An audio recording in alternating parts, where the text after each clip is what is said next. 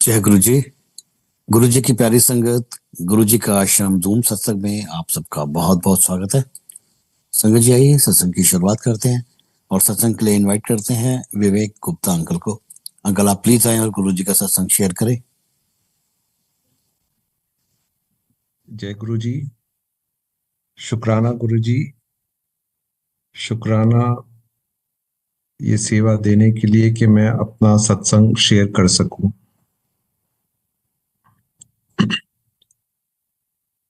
गुरु जी से मैं 1998 से जुड़ा हूं। सितंबर अक्टूबर 1998। आज 26 साल से ज्यादा हो गए उनसे जुड़े हुए।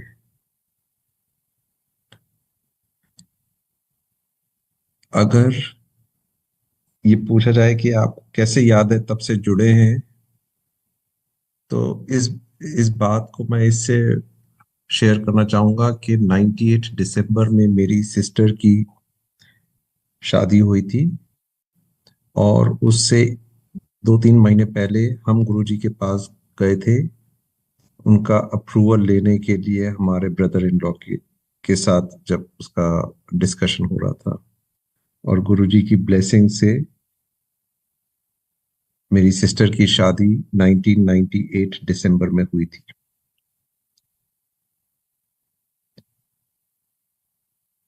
गुरुजी के इस 26 साल की जर्नी में जो उनके साथ रहे हैं,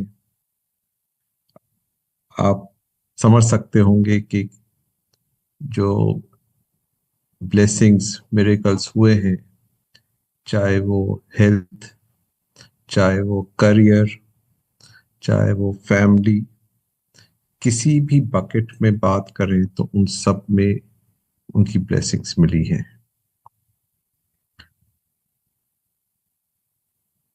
आज के सत्संग में मैं उनमें से कुछ अलग अलग कैटेगरीज के ब्लेसिंग्स शेयर करूंगा,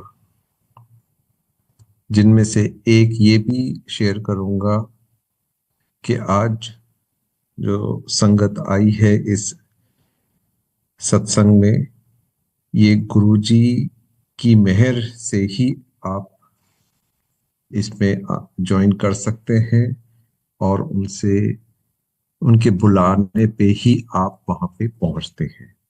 इसके इसका भी मैं एक मिरेकल शेयर करूंगा। 98 में जब जर्नी शुरू हुई तो मेरे फादर ब्रिगेडियर हैं, डॉक्टर आर्मी से, तो वो जुड़े थे पहले। और उनके कारण हमारा परिवार गुरुजी से जुड़ा। मेरे को अभी भी याद है कि 1999 शादी, मेरी सिस्टर की शादी के 2-3 महीने बाद डैडी एक दिन गुरुजी के मंदिर एम्पायर स्टेट में जा रहे थे और उन्होंने मेरे से पूछा कि गुरुजी के मंदिर चलना है। तो मैंने कहा हाँ डैड, मैं भी चलूंगा।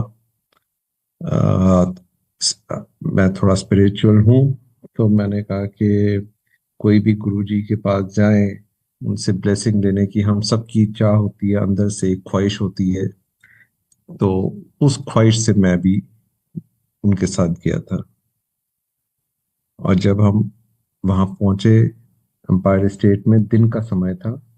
जैसे कि हम जानते हैं सत्संग चाहे वो एम्पायर स्टेट में उस जमाने में था या बड़े मंदिर में था, हर समय सत्संग और मंदिर के खुलने के समय शाम को ही होता था, पर केस टू केस बेसिस में गुरुजी दिन में भी बुलाते थे। तो डैडी और मैं दिन में गए थे गुरुजी की ऑर्डर से। जब हम पहुंचे एम्पायर स्टेट, गुरुजी मंदिर में, और जो ड्राइंग रूम है जहाँ पे उनकी गद्दी बैठी लगती है, वहां ना करके साइड में बैठे हुए थे। और पहले डैडी गए, उन्होंने मत्था टेका और फिर उसके बाद मैंने मत्था टेका। तो गुरुजी, जैसे कि हम जानते हैं, पंजाबी बोलते थे। तो उन्होंने पंजाबी में डैड से बोला, ए मुंडा कौन दा, मतलब कि ये लड़का कौन है। और क्योंकि पंजाबी और हिंदी में ज़्यादा अंतर नहीं है तो हम समझ सकते थे कि क्या वो बोल रहे हैं। तो डैडी ने बोला, गुरुजी ये मेरा बेटा है। तो गुरुजी का नेक्स्ट वर्ड था कि ब्रिगेडियर वैश दसानीला। तो मैंने कहा, मैं सोचा कि गुरुजी को कैसे मालूम कि मेरे फादर इन लॉ का नाम ब्रिगेडियर वैश है। पर मैंने उस समय मैंने इस बात को ज्यादा गौर नहीं दिया किया। पर इतना तो मेरे को हैरानी हुई कि गुरुजी को पहले ही मालूम था मेरे फादर इन लॉ कौन है। आज जब मैं उस बात को सोचता हूँ तो मैंने काफी संगत से सुना है कि कैसे गुरुजी को अपनी संगत के बारे में पहले ही पूरी खबर होती थी, उनको सब मालूम होता था। तो आज मेरे को जब मैं उस बात को सोचता हूँ तो मेरे को आश्चर्य नहीं होता है, क्योंकि हम सबको मालूम है कि गुरुजी तो हम सबको जानते हैं। खैर, तो डैडी से बात कर रहे थे। डैडी खुद डॉक्टर हैं।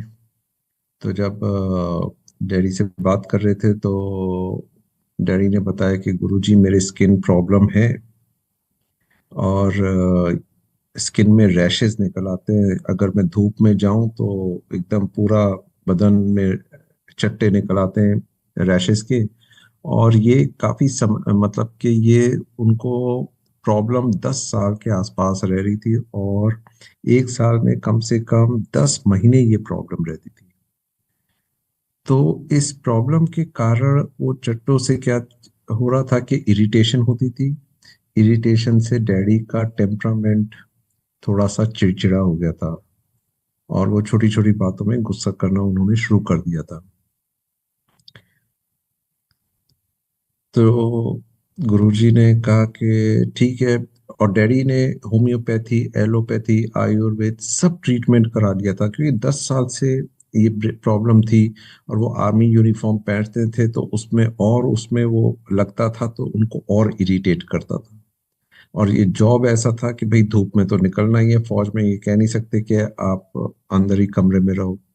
तो डैडी को ये रैशेस खूब निकल आते थे।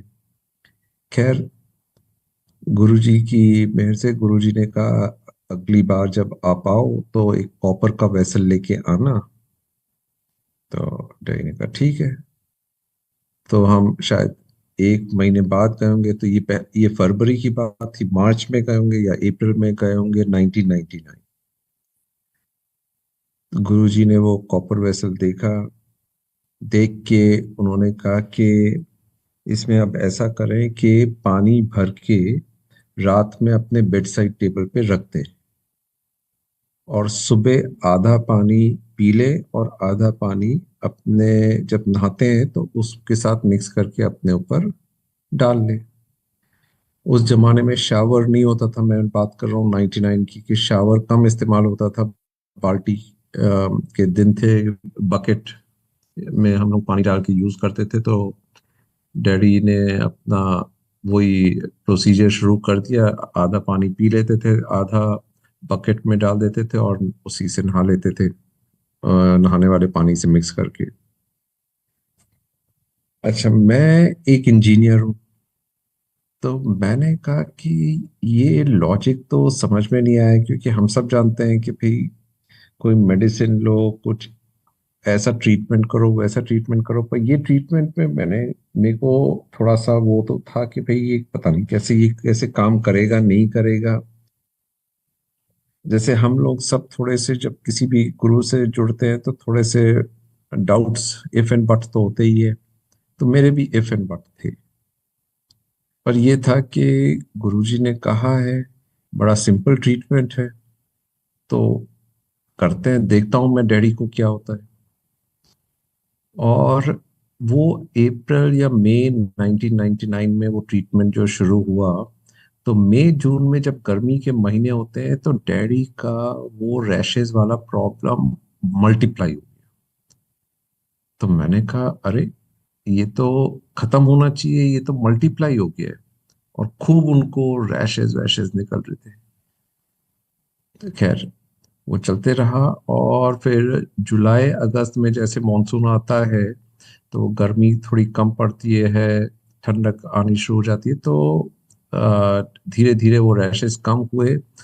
और अगर मैं उस बात को ज्यादा गौर करूं तो उस दिसंबर तक वो प्रॉब्लम जैसे कि ना बराबर हो गई थी, 5% रह गई थी। तो मैंने देखा कि हाँ, अब ये हुआ है, पर अभी भी आ, ये मालूम नहीं कि फिर से कहीं रिलैप्स हो जाए, कि हो सकता है ये मौसम के कारण या कुछ और के कारण हो गया हो।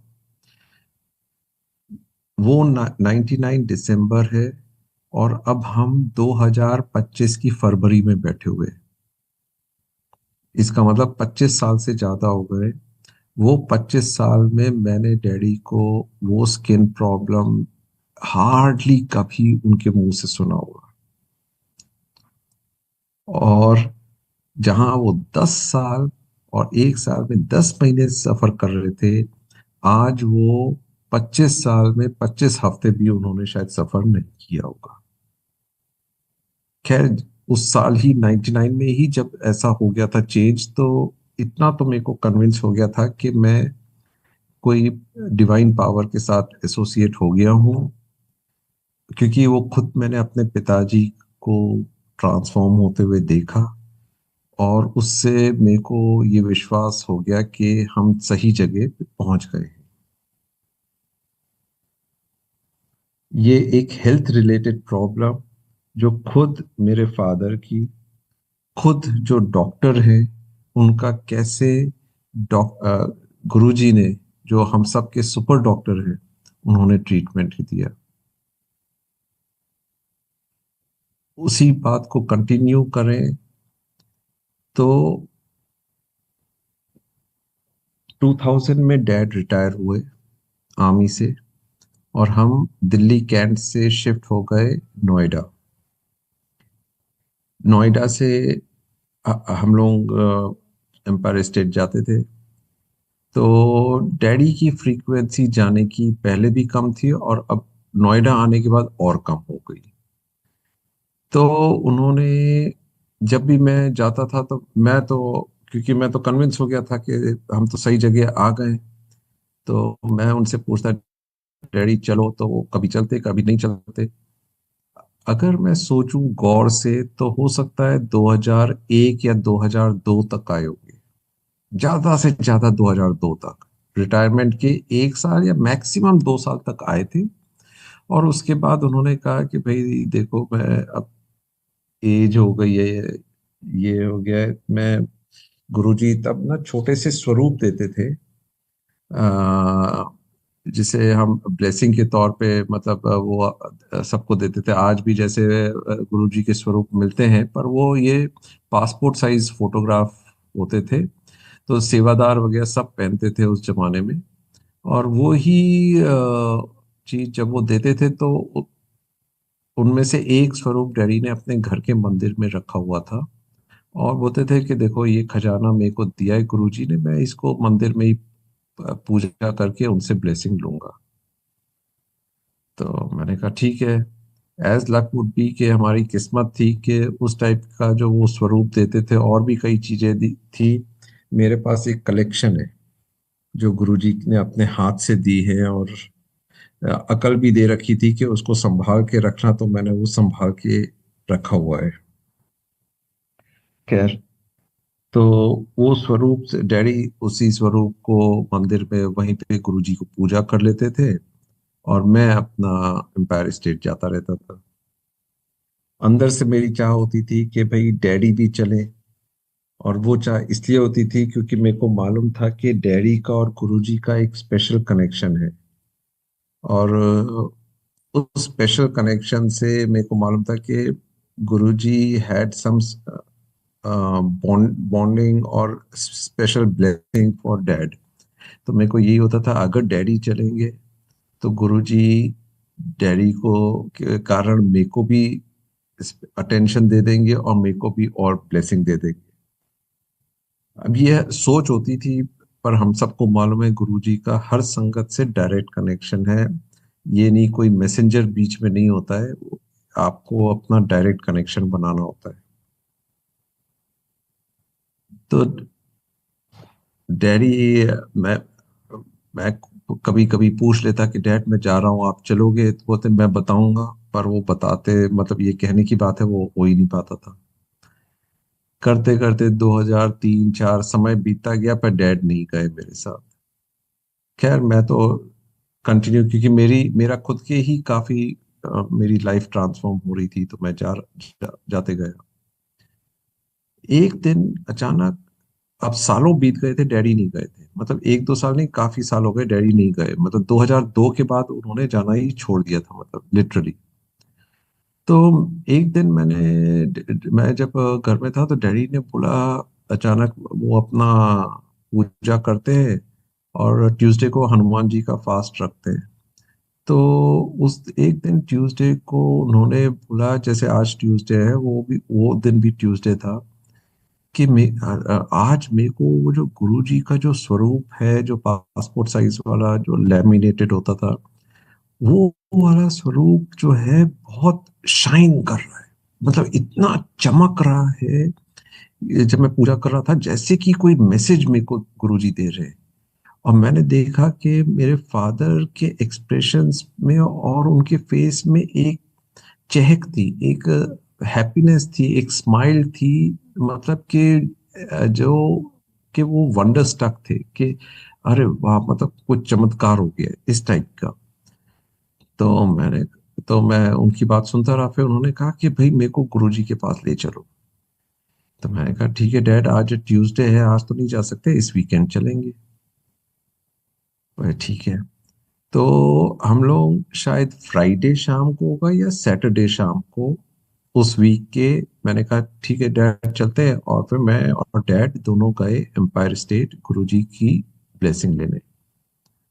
हम गए अच्छे से, मत पूजा वूजा की, वहां पे भजन वगैरह सब सुने, और गुरुजी से ब्लेसिंग दी और वापस घर आ गए। उसके 4 या 5 दिन बाद गुरुजी ने महासमाधि अटेंड की, चोला छोड़ा। इसका मतलब कि जिस तारीख में मैं और डैडी गए थे, वो 27 मई के आसपास थी, 2007। वो सैटरडे संडे, वो जो वीकेंड था, उस वीकेंड में मैं और डैड गए थे। अब ये हम कह सकते हैं कोइंसिडेंस है कि आपके फादर उस दिन गए, इसका मतलब फादर 2002 से नहीं गए थे, 3, 4, 5, 6, 7, मतलब 5 साल बाद उस वीकेंड गए थे डैडी, जिसके एक वीकेंड बाद भी जाते तो गुरुजी ने तो चोला छोड़ दिया था। इसका मतलब कि वो जो स्वरूप में डैडी को ऐसा लगा कि उन्हें जाना चाहिए, उन्हें कुछ स्पेशल मैसेज आ रहा है, तो ये कहीं ना कहीं गुरुजी का अपना मैसेज देने का तरीका था। 4-5 साल वो नहीं गए। कोई भी कह सकता है पर आप तो जाते रहते थे, तो हाँ मैं ये बात मानता हूँ, मेरी बात तो है कि भाई मैं तो जाता रहता था, पर मेरे फादर तो 4-5 साल नहीं गए थे।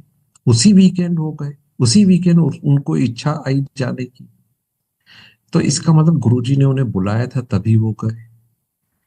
तो जैसे मैंने शुरुआत की थी कि यह आज भी जो संगत इस सत्संग में आई है, हमें लगता है हम अपने आप आ गए, नहीं, वो स्थिति ऐसी बनाई है गुरुजी ने कि आप इस सत्संग में आए हैं, और आप ये सत्संग अटेंड कर रहे हैं उनकी विशेष और उनकी ब्लेसिंग से। We all are lucky that we have got connected with Guruji, और हम सत्संग में पार्टिसिपेट कर पा रहे हैं। 31 मई 2007 को मैं भी था बड़े मंदिर में, और उस दिन सुबह मेरे को याद है कि एक फोन आया मेरे पास कि भाई बड़े मंदिर जल्दी से पहुंचो। और जब मेरे को पता चला कि इस कारण, तो ऑब्वियसली जैसे कि हम लोग शॉक में थे। तो मैं भी ऑफिस जाने के बजाय मैंने गाड़ी को डायरेक्शन चेंज करके मैं भी बड़े मंदिर गया। और उस दिन लगा जैसे कि हमारा पूरा जो भी हमने एक सोचा हुआ था कि अब हमारी लाइफ ऐसे चलेगी, वो पूरा प्लानिंग ही चौपट हो गई। अब लगा जैसे कि हम ऑर्फन बन गए, कि हमारा कोई देखने वाला कोई रहा ही नहीं है। क्योंकि हम सबको जो उस वक्त जुड़े हुए थे, हम सबको था, हमें दिख रहा था कि हमारी लाइफ ट्रांसफॉर्म हो रही है, हम सब चेंजेस एक्सपीरियंस कर रहे हैं। और उस चेंज और ट्रांसफॉर्मेशन में ये लगा कि अरे गुरुजी नहीं है तो अब कैसे होगा। तब बड़ा मंदिर पूरा बना भी नहीं था, इट वॉज पार्शियली कंस्ट्रक्टेड। अब ये भी नहीं मालूम कि भाई गुरुजी तो भगवान थे, तो ऐसे भी नहीं है कि गुरु के बाद कोई नेक्स्ट गुरु आएंगे, तो ऐसा भी कोई वो नहीं था, तो अब क्या होगा। तो हम लोग सब बड़े एंजाइटी में थे, कंफ्यूज थे और लॉस्ट केस थे। आज उस बात को 17 साल से ज्यादा हो गया है, और हम सब जो इस जुड़े हुए हैं गुरुजी से, हमें मालूम है कि चोला छोड़ने के बाद संगत मल्टीप्लाई हो गई है एक्सपोनेंशियली। ब्लेसिंग्स संगत को एक्सपोनेंशियली मिल रही है। और हर जहां पे हम एम्पायर स्टेट में ही बस जो संगत आती थी, और कभी कभी बड़े ओकेशंस में बड़े मंदिर में होता था, आज इतने सारे देशों में सत्संग हो रहे हैं। तो इसका मतलब वो चोला में थे और नहीं थे उससे कोई फर्क नहीं पड़ा है, उनकी ब्लेसिंग्स आज भी मल्टीप्लाई ही होती जा रही है दिन पर दिन। अब मैं अपने फादर की एक और सत्संग शेयर करूंगा जो उनके चोला छोड़ने के बाद की है।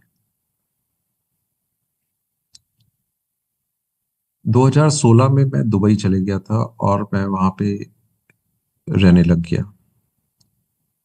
तो मैं हर महीने इंडिया आ जाता था एक एक वीकेंड में।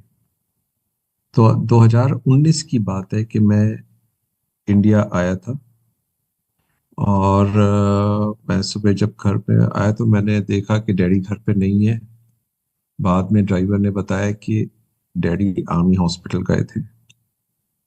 तो मैंने डैडी से पूछा कि आप हॉस्पिटल क्यों गए थे, तो उन्होंने बोला मेरा डेंटल चेकअप था और मेरी आंखों में देखने का प्रॉब्लम हो रहा है। तो बोले कि मैं आई स्पेशलिस्ट के पास भी गया था, तो उसने फिर से मेरे को मंडे को बुलाया है। तो मैंने कहा ठीक है। फिर शाम होते होते डैड की आई साइट और ज्यादा इम्पैक्ट हो गई। उन्होंने कहा कि भाई अब मेरे को तो 5 फीट से भी ज्यादा दूर नजर नहीं आ रहा, धुंधला धुंधला है पूरा, अब तो मेरे को मेरी आईज और इम्पैक्ट हो गई। और आंख वो पार्ट ऑफ द बॉडी है कि अगर उसको दिखना कम हो जाए तो आपको एकदम ही इम्पेयर हो जाते हैं। अगर कोई बॉडी का पार्ट दर्द कर रहा है, या उसमें कुछ हाथ में प्रॉब्लम है, तो कोई ऑप्शंस हैं, पाँव में है, हाथ में है, ऑप्शंस हैं। पर अगर आंख ऐसा है कि अगर वो उसमें इम्पैक्ट हो जाए तो आपका तो सब, मतलब आप हैंडीकैप हो जाते हैं लिटरली, और आपको कोई सहायता की जरूरत होती है जो आपको आपके काम करा सके। तो डैड डैड का वही स्टेट हो रहा था। तो उन्होंने बोला, उन्होंने फिर वो आर्मी हॉस्पिटल फोन किया वो ब्रिगेडियर साहब को। तो उन्होंने कहा कि सर ऐसा है कि आप सैटरडे को तो हॉस्पिटल बंद है, आप मंडे को जब आएंगे मैं फर्स्ट थिंग आपको देख के आपकी ट्रीटमेंट शुरू कर देता हूँ। पर मंडे अभी दूर था, डैडी से रहा नहीं जा रहा था, ये फ्राइडे की बात थी। तो मैंने भी इधर उधर फोन करने शुरू किए। तो लकीली एक मेरे सर्कल में एक ऑप्थेल्मोलॉजिस्ट नजर आ गई, एक आर्मी ऑफिसर की बेटी है, बहुत फेमस हॉस्पिटल आई क्लिनिक चेन है दिल्ली के और एनसीआर रीजन में। तो उससे अपॉइंटमेंट लिया और सैटरडे को उसको दिखाने गए। तो उसने देखा, उसके कलीग्स ने भी देखा डैड को, उन्होंने कुछ स्कैन वैन किया और स्कैन करने में पता चला कि उनकी आईज में एक कोई लेयर है जिसमें एक गैप हो गया है। वो गैप को क्लोज करना होगा कि उस गैप के कारण उनकी विजन इम्पैक्ट हो गई है। तो उन्होंने कहा कि ऐसा है कि इनका गैप हो गया है, वो गैप को क्लोज करना होगा जिससे इम्पैक्ट हुआ है। इसके लिए एक छोटा सा प्रोसीजर करते हैं और वो कोई बात नहीं, वो छोटा सा प्रोसीजर है, फट से हो जाएगा और सब ठीक हो जाएगा।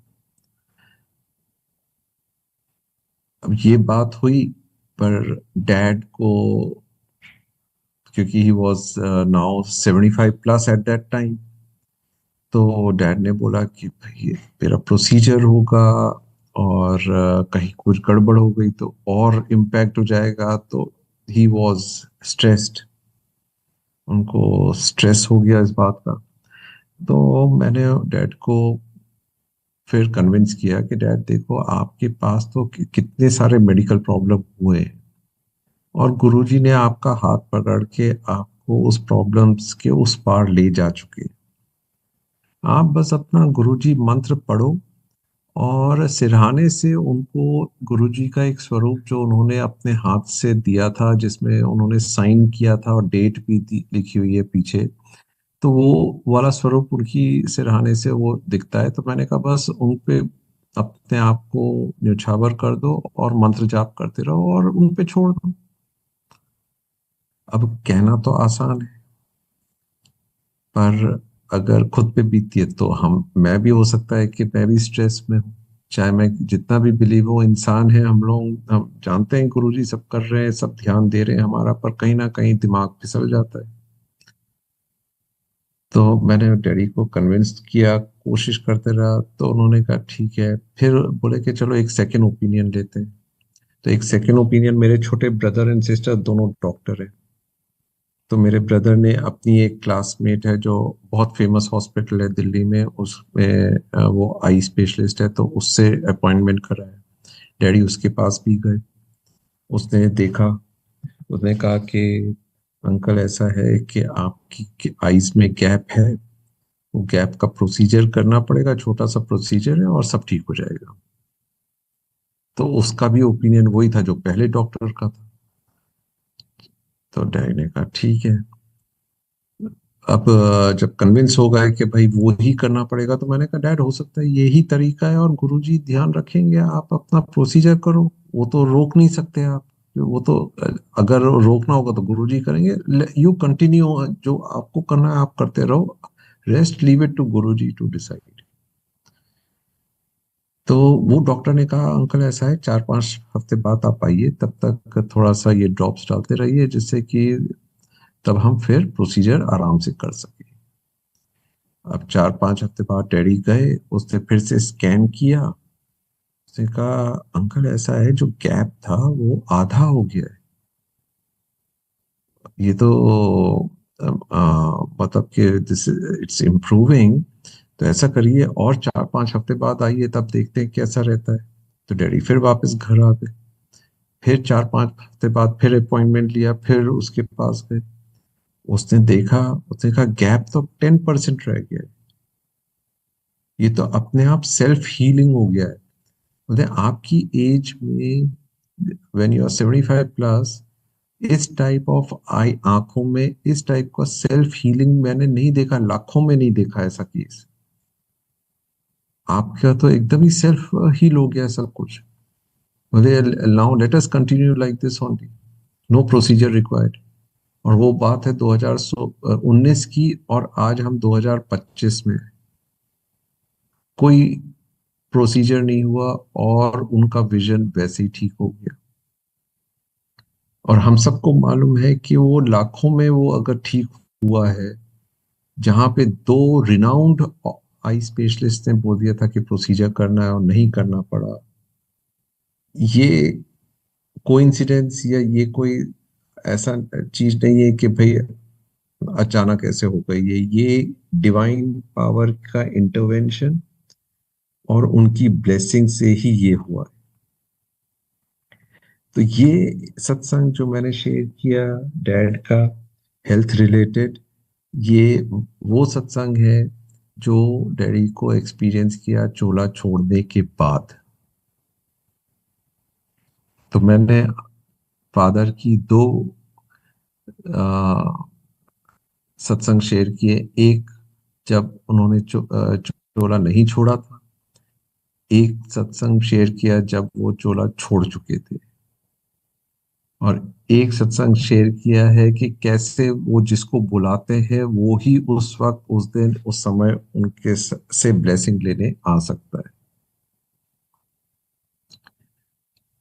अब मैं शेयर करता हूँ एक सत्संग मेरे जॉब रिलेटेड। मेरे काफी सत्संग है मेरे भी, पर ये जॉब रिलेटेड सत्संग मैं शेयर कर रहा हूँ। गुरुजी की ब्लेसिंग से मैंने दुनिया की सब टॉप कंपनियों में काम किया है।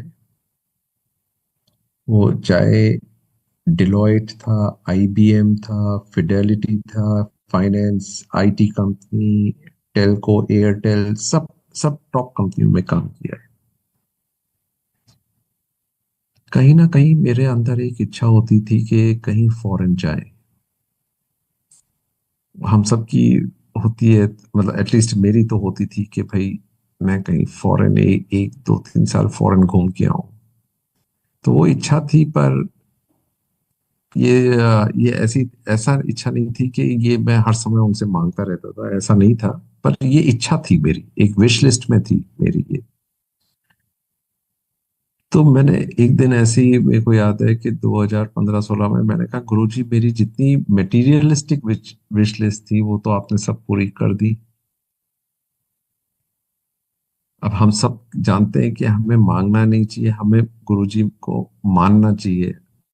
मांगो नहीं मानो, जैसे हम कहते हैं। पर कहीं ना कहीं अगेन दिमाग फिसलता है और हम मांगना शुरू कर देते हैं। नहीं जानते कि वो मांगने से हो सकता है हम तो छोटी चीज मांग रहे हो और गुरुजी तो बहुत बड़ी चीज देना चाहते हो। खैर, तो ये विश मेरे दिमाग में होती रहती थी। तो 2016 की जनवरी में मेरे बॉस ने मेरा अप्राइजल किया कि वो साल में जो एक बार आपका रिव्यू करते हैं कि आपने कैसे परफॉर्म किया है, मेरा किया। बोले कि आपने सब जगह टॉप किया है, आपको अच्छा इंक्रीमेंट देते हैं, आपको बोनस अच्छा देंगे, मोर देन 100% बोनस दे रहे, और शेयर्स, कंपनी के शेयर्स भी दे रहे थे, और शेयर्स में तो मतलब बहुत इंक्रीमेंट होता है। तो मैं भी यही सोच रहा कि अरे वाह, इतना सारा चीजें दे दिया है, यही कंपनी है, मैं यहाँ से रिटायर होऊंगा। वो घर से मेरे ज्यादा दूर नहीं थी वो कंपनी। तो गुरुजी की ब्लेसिंग से, ये नहीं कि मैं नोएडा में ही, पेरेंट्स इन लॉ सब यहीं पे थे, तो मैंने कहा यहीं पे अच्छी टॉप कंपनी थी और उसमें मेरे को ये सब मिला। पर वो विश लिस्ट अभी भी थी कि भाई फॉरेन जाने की, और यही सोचता था हो सकता है यही कंपनी मेरे को फॉरेन भेज दे। खैर, ये बात है फर्स्ट वीक या सेकेंड वीक जनवरी की, जब मेरे बॉस ने मेरे को ये सब गुड न्यूज शेयर की। उस महीने के एंड में एक मीटिंग हो रही थी, तो मीटिंग में मेरा बॉस मेरे पे बहुत गुस्सा हो गया, और छोटी सी बात थी जिसपे उसने टेम्पर ज्यादा लूज किया, और वो भी मेरे से वन टू वन नहीं, बाहर के लोगों के सामने। तो मेरे को भी थोड़ा सा हर्ट हुआ, और हर्ट होने में फिर दिमाग थोड़ा सा फिर इधर उधर चले जाता है। तो मेरे को लगा भैया यहाँ पे नहीं रुकना, यहाँ से जाना है। पर फिर ठीक है, फिर अपने आप को ठंडा किया है कि भाई ठीक है, हो जाता है कभी कभी, हो सकता है उसने भी कोई बात कही कि कहीं का गुस्सा कहीं निकाला, करके उस बात को मैंने अनसुनी किया। उसके हफ्ते 10 दिन बाद फिर एक मीटिंग थी जिसमें सब मेरे जूनियर्स, मेरी पूरी टीम थी, 20-25 लोग थे। उन सबके सामने एक मीटिंग में अचानक फिर वो बहुत गुस्सा हो गया, और पूरी टीम के साथ सामने उसने मतलब कि अपना एंगर निकाला। अब क्या हुआ कि 2 हफ्ते के अंदर या 10 दिन के अंदर 2 बार ये हो गया कि जहां मेरे को इस टाइप का एक्सपीरियंस शेयर हुआ कि मेरा बॉस मेरे से ऐसे कर रहा है। और उसने अभी 3-4 हफ्ते पहले जब मेरा परफॉर्मेंस रिव्यू हुआ था तो उसने मेरे को इतनी सारी गुड न्यूज़ दी थी। तो मैंने कहा ये क्या हुआ कि अचानक तब तो ऐसे किया था, अभी 2 हफ्ते में इतना शॉर्ट टेम्पर, इतना वो हो गया। तो खैर दिमाग तो मेरा भी थोड़ा सा अपसेट हो गया था। अचानक फोन आता है एक हेड हंटर का के साथ दुबई में एक नौकरी है। तो क्योंकि दिमाग थोड़ा सा डिस्टर्ब था, मैंने कहा हाँ ठीक है, मैं अप्लाई करूंगा। और मैंने अप्लाई किया और मा फरवरी एंड मार्च में मेरे को ऑफर लेटर भी दे दिया उन्होंने। मतलब कि 4 हफ्ते के अंदर, ज्यादा से ज्यादा 5 हफ्ते में उस कंपनी ने मेरे को दुबई भी बुलाया, मेरा फाइनल इंटरव्यू भी किया और ऑफर लेटर भी दे दिया।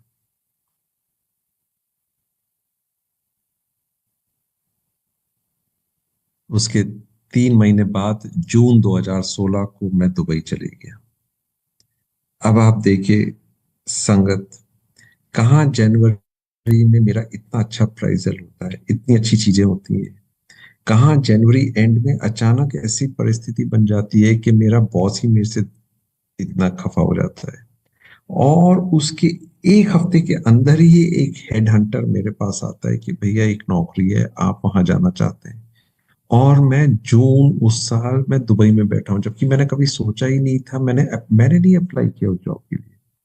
मेरे को वो कंपनी भी नहीं मालूम थी कि वो कौन सी उस कंपनी क्या करती क्या है। फिर बाद में मैंने वो सब पता किया, वो एक अलग बात है और बहुत बड़ी कंपनी है दुबई की। पर मेरे को कुछ नहीं मालूम था। मेरे को वो हेड हंटर जिसने मेरे को अप्रोच किया, मैं उसको भी नहीं जानता था। किसने उसको मेरा नंबर दिया, कैसे मेरे को ऑफर मिला, और मैं जनवरी से जून में दुबई पहुंच गया। अब हम कह सकते हैं ये कोइंसिडेंस है, या हम ये भी कह सकते हैं कि ये गुरु जी की मेहर है। क्योंकि हम सबको मालूम है इस टाइप की चीजें गुरु जी की मेहर से ही होती है। और मैं ये सब डिटेल्स आपको विथ टाइमलाइन, विथ डेट्स में बता रहा हूँ कि कैसे कैसे नीडल मूव की, कैसे कैसे सीक्वेंस में चीजें हुई, और कैसे मैं मेरा ट्रांसफॉर्मेशन हुआ।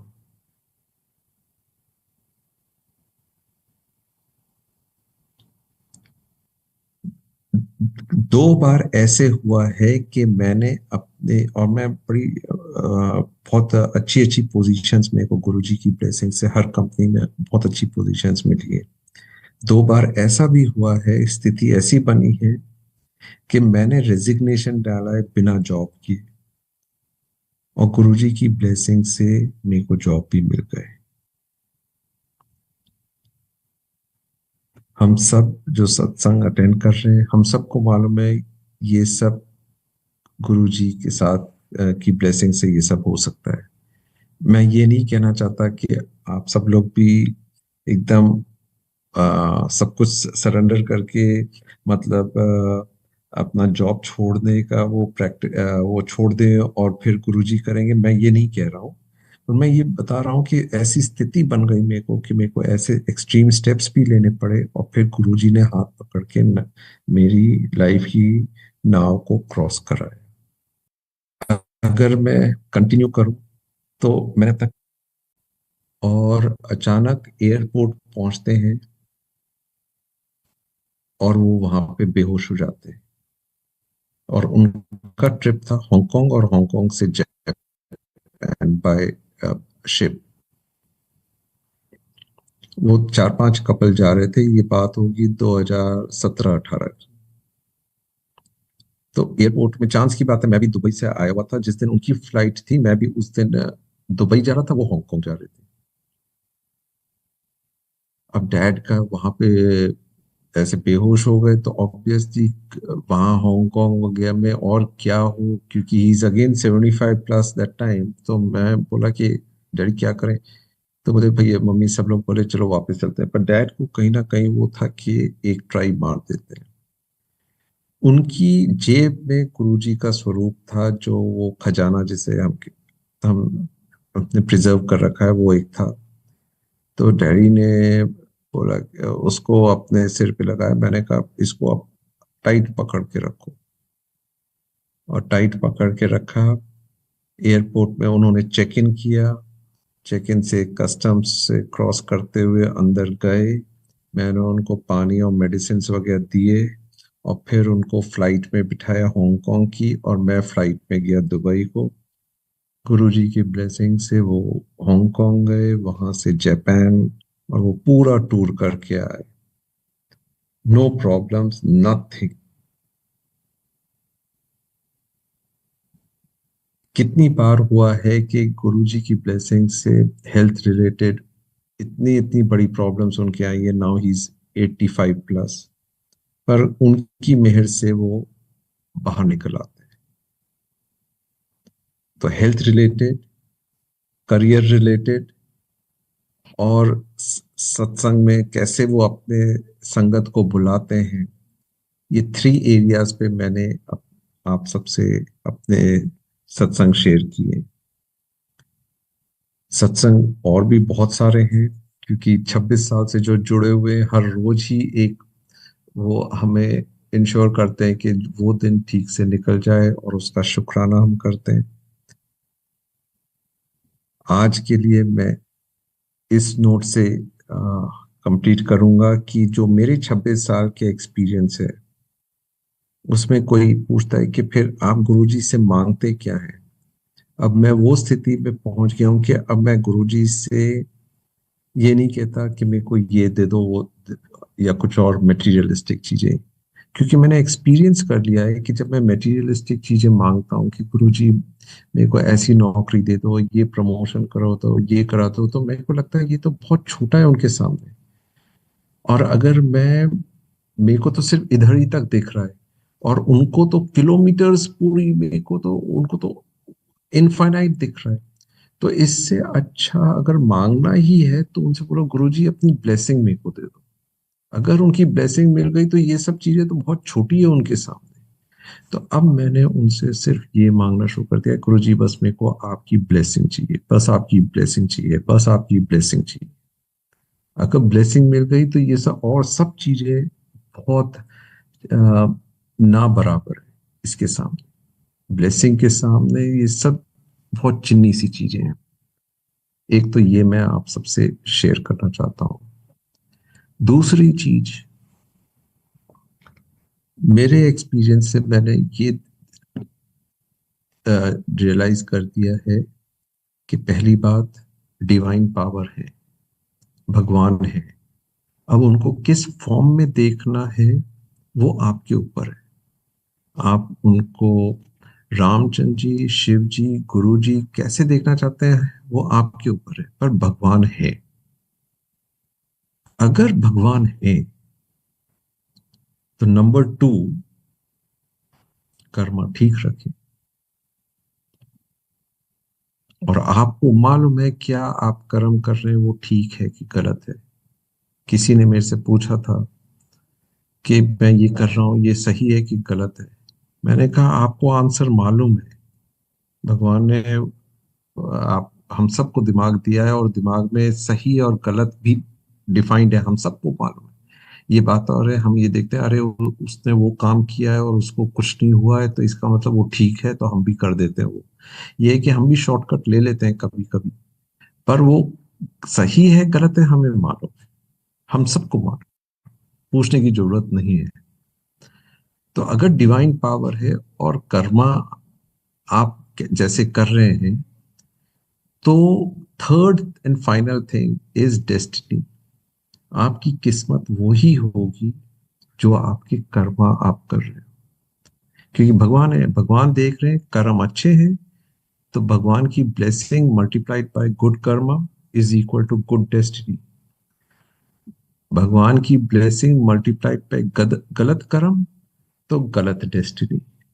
इक्वेशन बड़ा सिंपल है।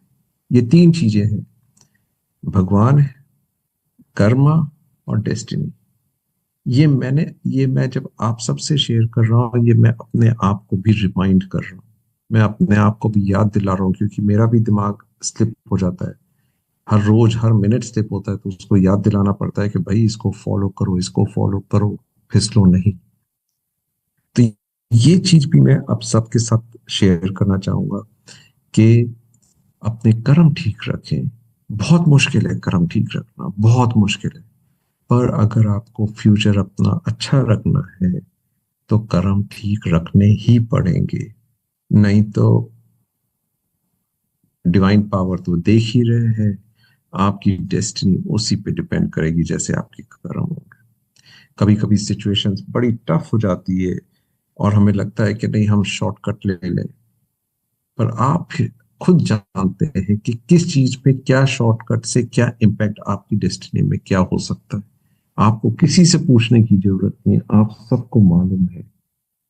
बस अपने दिमाग को थोड़ा कंट्रोल करके कर्म ठीक रखें तो भाई गुरुजी की ब्लेसिंग ही ब्लेसिंग है। इस सब के साथ मैं आज का सत्संग अब समाप्त करने की आज्ञा चाहता हूँ। Thank you guruji, thank you once again for allowing me to come for this satsang and share my experience and blessings with the Sangat. Thank you, Guruji. Jai Guruji. Shukrana, Guruji.